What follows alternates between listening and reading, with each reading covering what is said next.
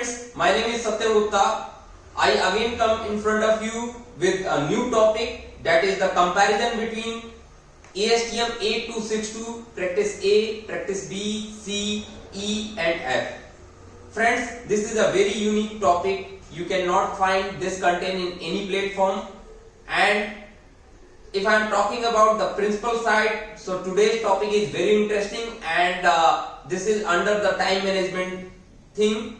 So friends, like in last couple of weeks we covered our topic regarding time management for all of you. So friends, first we cover the our principal topic. So in time management, friends, we completed the create to-do list.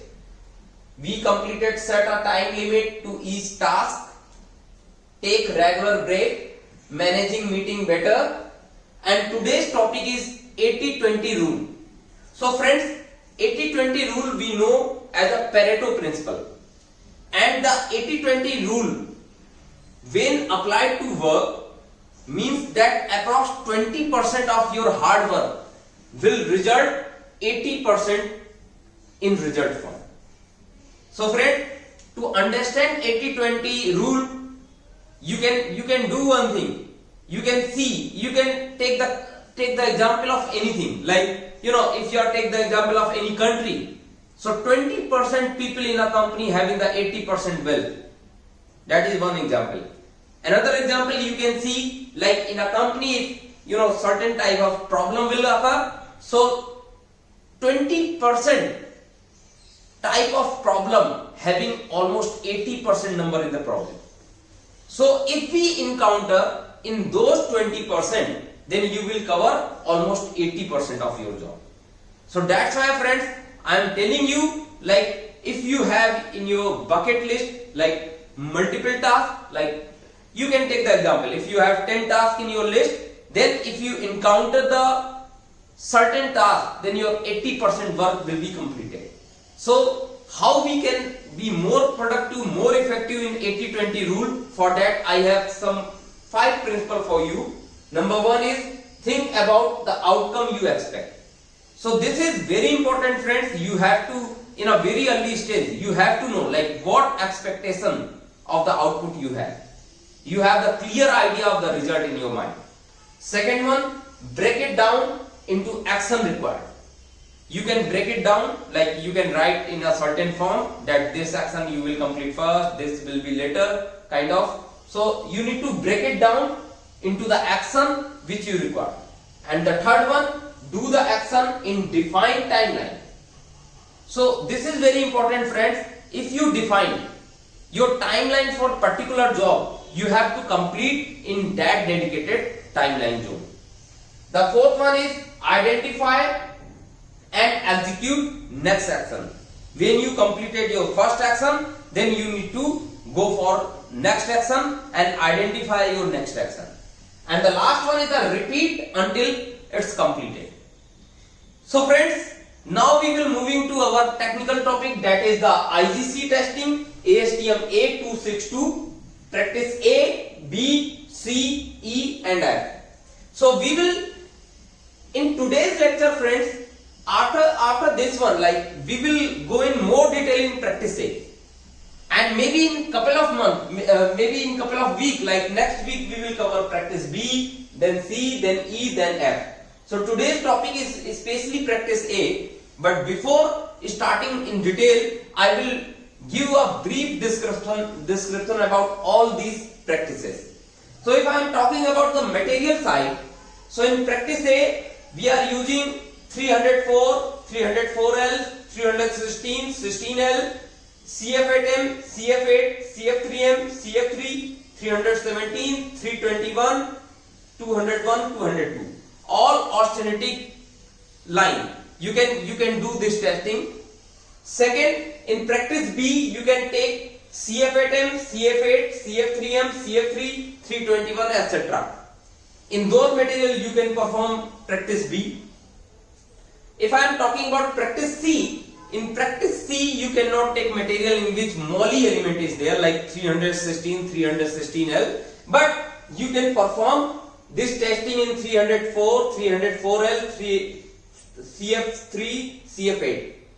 If I am talking about practice E, then 304, 304L, 316, 16L, 317, 321, 201, 202. All SS grade material you can perform practice E. If I am talking about F, so CF3M, CF8M. So friends, now we will discuss about method and evaluation simultaneously. Like in practice A, you have to use the oxalic acid each testing with electrothermic process. Like, you know how you can do that? You have to etch the test coupon, and after etching you have to see in a certain microstructure like 250x to 500x, and you can observe that the component does not having any big pits or any big dips on the test coupon.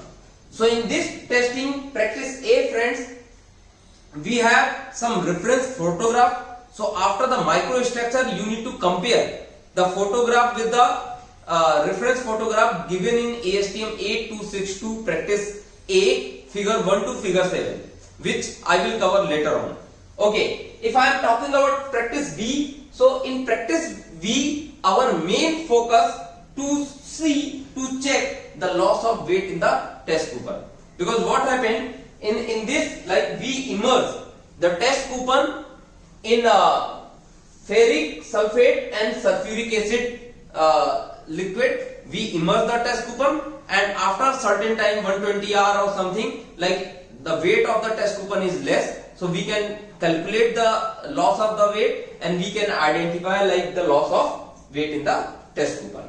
Then if I am talking about the practice C, in practice C we use the nitric acid test, and in this test also we used to check like what is the loss of weight.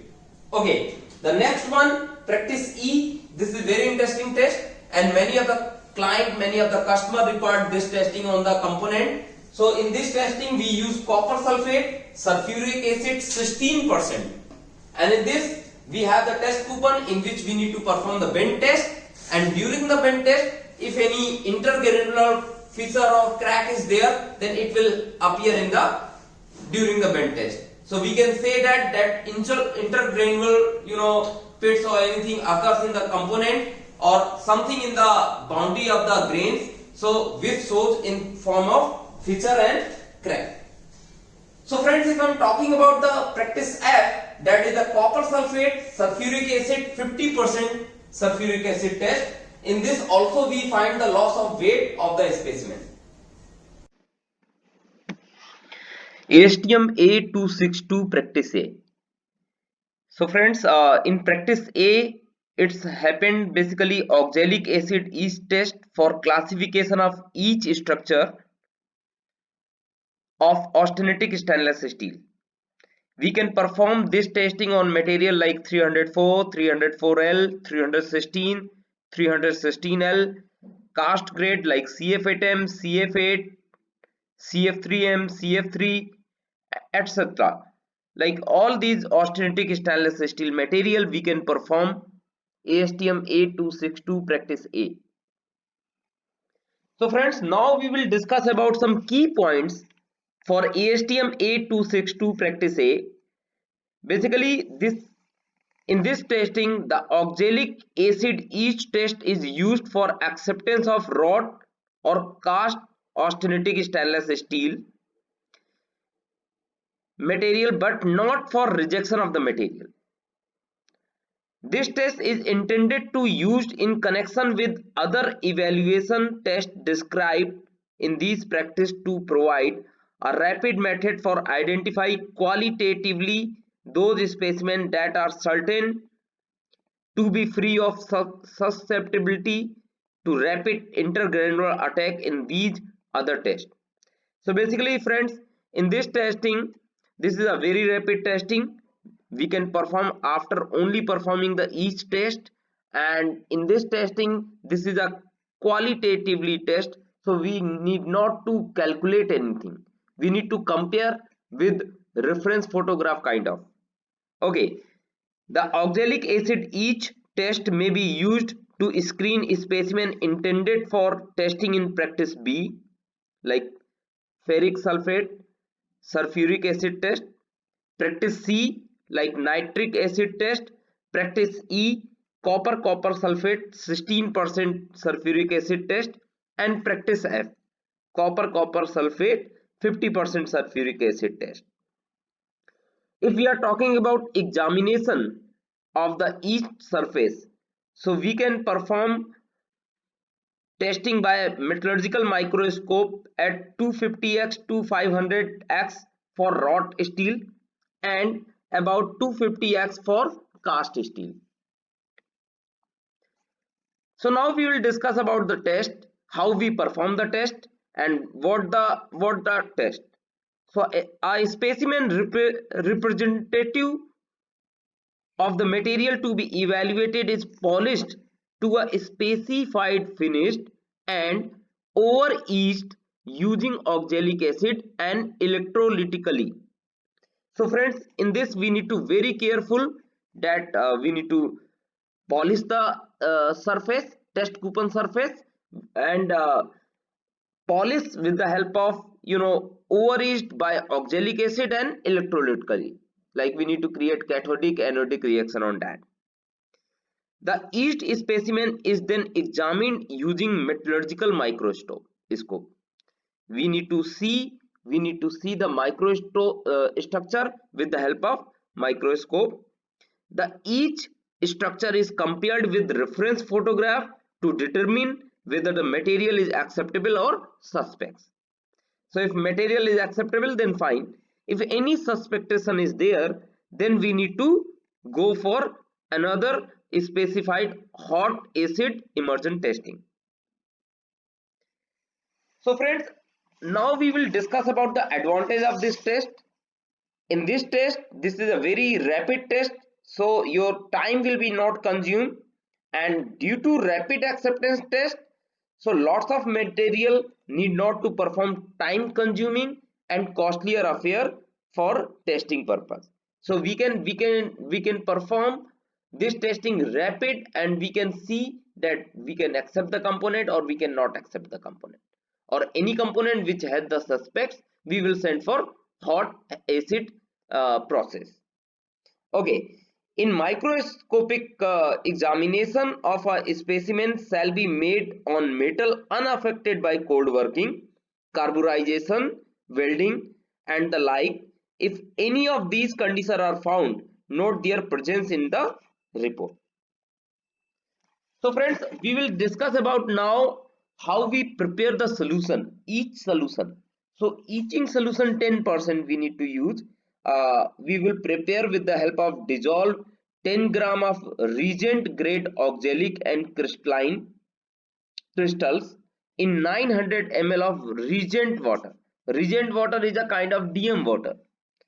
Still until all crystal are dissolved. Then alternate method, we can also use the solution like dissolve 100 gram of reagent grade ammonium pulse sulfate in 900 ml of reagent water still until dissolved. So friend, now we will show you like the reference photograph which you need to compare with the microstructure photo what you found on the test coupon. So number one is the step structure. Step structure you can see uh, in the grain boundary, like no ditches, no holes are there in the grain boundary. So you can see, you can say this is a figure 1 and step structure in the microstructure. In number 2, if we are talking about the dual structure, so some ditches at the grain boundary in addition step, you can see like some ditches are there in the grain boundary, but no single grain is completely surrounded by ditches. Like the ditches is not surrounding any grain completely in this. Number third is the ditches structure in which one or more grain is completely surrounded by ditches. You can see this. This is completely surrounded by ditches. You can see this. You can see this. Isolated ferrite. Observe in casting and weld step between austenitic matrix and ferrite pool. You can see this. this. Then interdendritic ditches. Observe in casting and weld deep interconnected ditches. You can see the ditches are very deep interconnected. You can see this, you can see this, you can see this. Then end grain pitting. Structure contain a deep end grain pits along some shallow each pits at 500x, of importance only when the nitric test is used. You can see this 1 2, see this, see this. And the last one is the end grain pitting 2.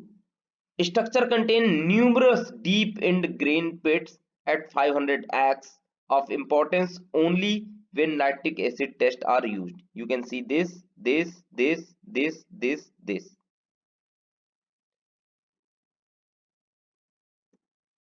So friends, if you like this video, please do share with your friend, and if you not subscribe my channel yet, please do subscribe, and I will try to make such a great video for you, and I will entertain you with my lecture, and I will give the knowledge also what I can do for you. I will do that. Thank you so much friends.